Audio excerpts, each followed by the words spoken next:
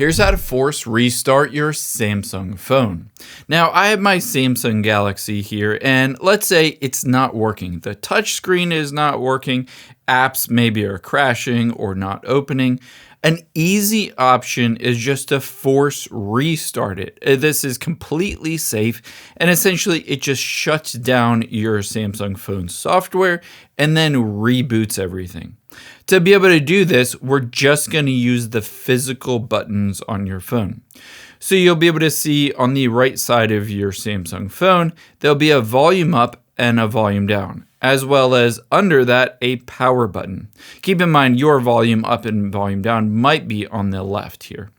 So what we're going to do is use two buttons at the exact same time. We're going to use the volume down button and the power button at the exact same time. And I'll walk you through exactly how this works.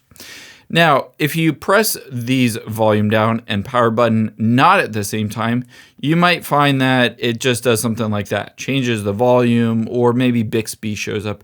So try again if it doesn't work for you, but you're going to press them at the exact same time. And when you do that, just press and hold. You'll be able to see it says power off, restart, but I'm just going to continue to hold. And you can see the entire screen goes black. But I'm just going to keep holding here because I need to wait until that Samsung logo reappears.